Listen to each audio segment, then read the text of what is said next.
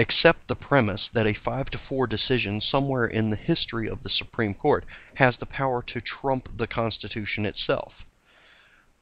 The framers and the makers rightly dubbed this the 5-4 decision somehow trumping the Constitution. They rightly dubbed it judicial tyranny. By focusing on substantive due process, the Federalist Society ignores the historical significance and context of the 14th Amendment. Worse yet, they overlooked the fact that this amendment didn't nullify a single word of the original Constitution which preceded it. And we'll deal with that specter of incorporation a bit later as well. But staying on topic, by giving in the early 90s to the notion of judicial restraint, the Federalist Society accepted the premise that a judge striking down a flawed precedent would be activism. This stance implies that the Constitution itself allowed for, if not condoned, judicial tyranny, and to such an extent that one swing vote by one judge appointed by one president would be sufficient in the eyes of the framers to change one iota of the Constitution. Clearly nonsense. Their treatment of the principal agent problem, by which I mean virtually ignoring its existence, left the door open to the opposition. Much more on this in a moment, but this, sadly, is the legacy of the Federalist Society, and it further erodes Article 3 of the Constitution by rarely, if ever, exploring the notion of what constitutes good behavior on the part of federal judges. Our modern judicial junta was certainly not created by the Federalist Society, but damned if their areas of most intense focus haven't tacitly condoned its existence, and thus sustained it.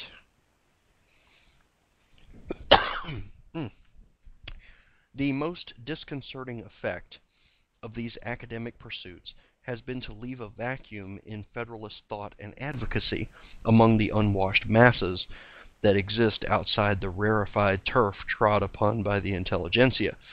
As nature abhors a vacuum, it has predictably been filled, and, as is all too common, it's been filled by the other side. The ranks of those in the progressive professorship and punditry plutocracy are far too numerous to list, of course, and the smaller subset which seeks to further bastardize federalism is growing ever larger on an annual basis. Our focus at the moment, then, will be limited to one Heather Gerken, whose claims of being a, quote, member of the Federalist tribe, end quote, could not be more disingenuous.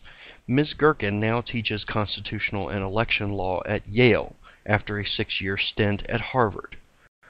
As we know far too well, these Ivy League institutions have been a breeding ground of collectivist thought and indoctrination since the days of Woodrow Wilson.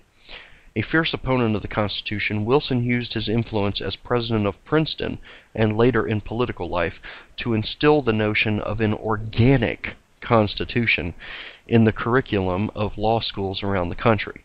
This doctrinal delinquency went largely unchallenged in those institutions for a century, until the advent of the Federalist Society. Now, Ms. Gerken advocates and advances Wilson's adulation for the Bismarck-Prussian bureaucratic state in a fairly unique way with her advocacy of this progressive federalism. Her concept enthusiastically affirms the existence and necessity of this illegitimate fourth branch of government. She seeks merely to reform it at the margins. And this is where we get into a lot of, I don't even know what to call it. It's not psychobabble per se, maybe sociological babble.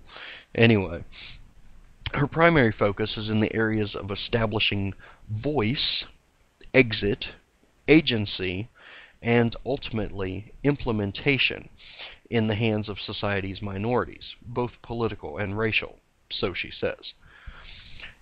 Since these are largely academic terms, let's explore them in slightly more detail. The concept of voice is not as abstract as the rest, since it stems from the deep-seated, if positively erroneous, notion of America as a democracy. In a democracy, the logic goes, everyone is franchised with a say in the direction of local, state, and national policy. But certain members of society, being political and/or racial minorities, rarely see ideas they vote for carried into reality through policy. This is, in essence, what Heather means by voice. It entails a losing proposition wherein one's voice has no net positive effect. They can create commotion, but not exert control. These downtrodden souls' only hope is for the majority to hear their voices and act to rectify their complaints. Not exactly a position of power. With exit, however, these factions leave the scene altogether, establishing their own power structure among themselves. Boycotts are a somewhat crude example of exit.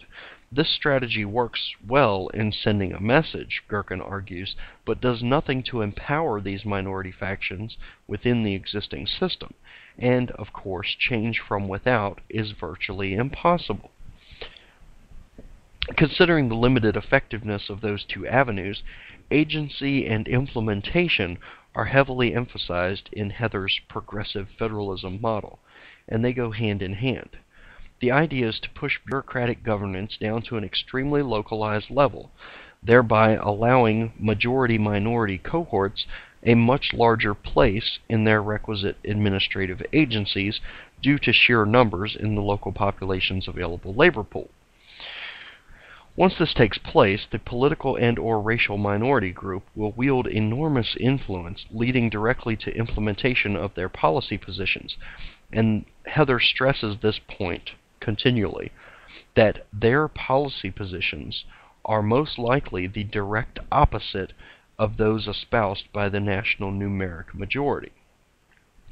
Notice that, although Ms. Gherkin constantly harps on democracy, her model explicitly throws majority rule under the bus by focusing on installing these minorities into hired administrative positions rather than duly elected ones. And also the simple fact that she's expressing a desire for the localized minority group, or a minority in the sense of the national numeric sense. She's pushing for the minority group to take more direct action and influence in these administrative agencies, thus pushing their policy positions from the bottom up. Well, their policy positions are nationally a minority. They are minority positions. So her whole premise is to get these minority positions, as far as national numbers are concerned, to flow upward through the administrative agencies until, I guess, at the end point of her theory, the national numeric minority is essentially imposing their policy directives on the national numeric majority, which is the direct opposite of democracy, strangely enough. Anyway, further, her entire premise rests on an inverted understanding of the principal-agent problem. What is the gist of this problem? In short, the principals hire agents to safeguard their interests. The problem arises when other interested parties turn the agents to their interests, whether through direct payoffs, i.e. money or in-kind contributions, or political payoffs, i.e. influence or clout. And this process of interested parties turning the agents to their interests instead of the original principals, this process is commonly known as capture. So you have administrative capture, you have corporate capture, etc. list goes on and on. It's a largely sociological, political, economy, academic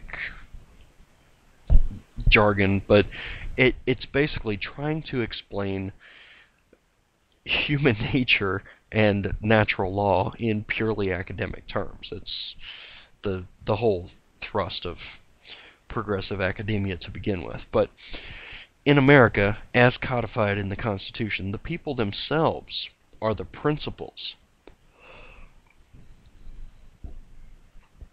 and governmental bodies act as agents for the sole purpose of securing unalienable and natural rights. The checks and balances inherent in the Constitution, and further shored up by the complementary doctrines of separation of powers and non-delegation, provide all the necessary protection the people need against agency capture. Elections play a role in curbing capture as well, although it is interesting to note that capture became a much bigger problem after the passage of the 17th Amendment, which allowed for the direct election of senators. So, a more direct democracy model, as embodied in the 17th Amendment, is at least correlative to increased frequency and scope of agency capture. Isn't that interesting? Anyway, and here is where my earlier critique of the Federalist Society comes in. If these points about the principal-agent problem were actually stressed, then Heather Gerken's rewriting of the nature of the principal-agent problem would find no takers. Instead, with her 100% fallacious understanding of which entities constitute agents versus principals, Heather has gained wide acclaim.